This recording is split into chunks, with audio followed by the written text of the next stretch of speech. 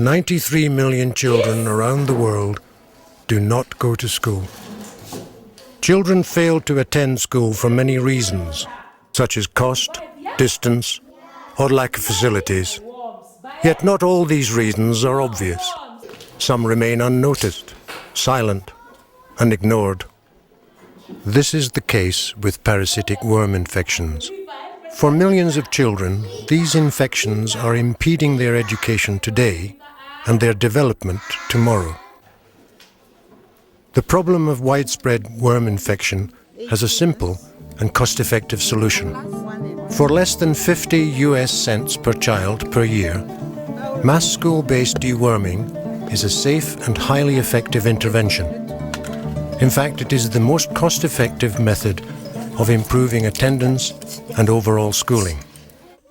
In Western Kenya, like much of the developing world, the prevalence of worm infection is very high. Because worm infections are so common, however, they are often not identified as a threat. In many of these areas, having worms is seen as merely a symptom of childhood. The community where worms are devastating the lives of children have lived with these problems for a long time, and they have been accepting them as normal. Despite their stealthy nature, worms do make a difference to children's lives.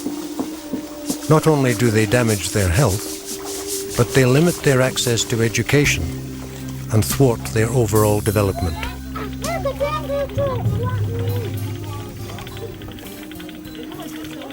The worms gradually build up in your body. As they build up in your body, they're consuming nutrients that need to go to the human body. So people develop anemia over time. There can be malnutrition. So people, they just gradually feel weaker and weaker. So it's not one day to the next a dramatic change. But at the end of this, children are much more listless. They just don't have the energy that they would otherwise have. The negative impact of worms on education is enormous. Infected children fail to attend school on a regular basis. They feel either too sick or too tired to leave their homes. Moreover, worm infections negatively affect children's cognitive development and school performance. When you talk about worms, we usually talk about Ascaris lumbricoides, which are the roundworms. We have Trichuris trichura, which is a whipworm, and of course the hookworm.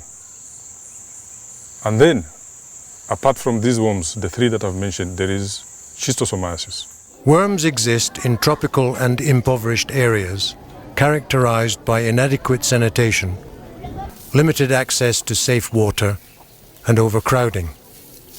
They are spread when infected people defecate on the ground, depositing the eggs on the soil, or when feces are used as fertilizer.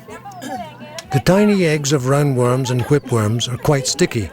They easily stick to the hands of children and enter the human body when they come in contact with the mouth.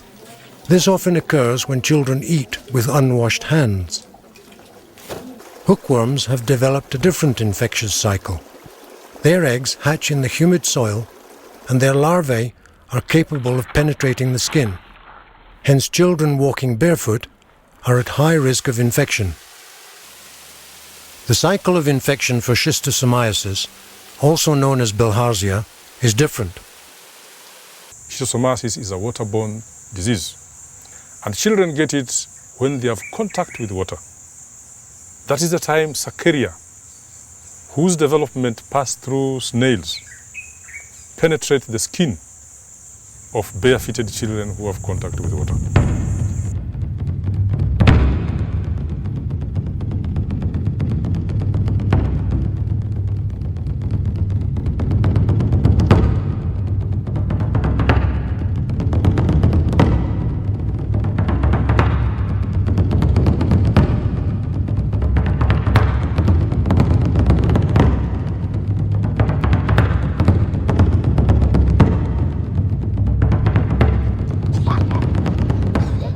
Worms have not received the same level of global attention that malaria has, but they pose an equally serious threat to children in the developing world.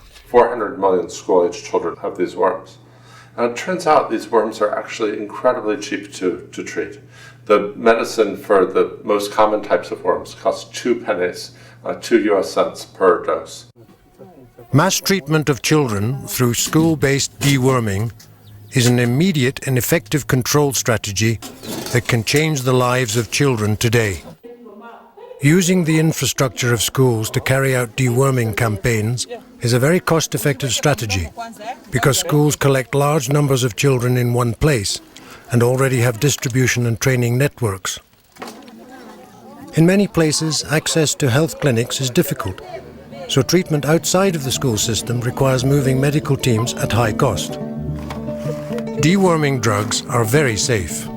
Hence, with the support of health workers, teachers can be trained to deliver them in the school setting.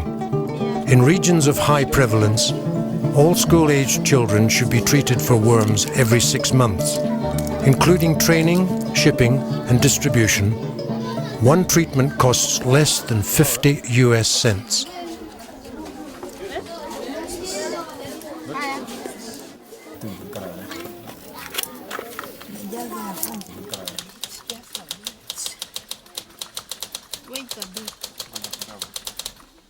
So deworming is incredibly cost effective. In fact, there was a review by the Poverty Action Lab at MIT that looked at a wide variety of approaches to increasing school attendance.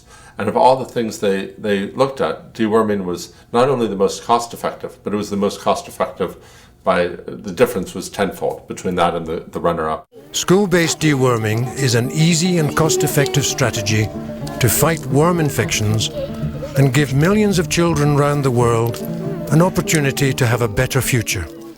Here is something that is simple, that is efficient, that can have an untold benefits on the education and health of tens of millions of children, and it is a disease with a known cure. What change has occurred? What they say is, the kids are very vibrant, they are jumping, the appetite is good, and they can concentrate, and I want to believe those are very positive. Those are very, very positive things coming up, and therefore you find out that the demand for deworming is becoming greater and greater.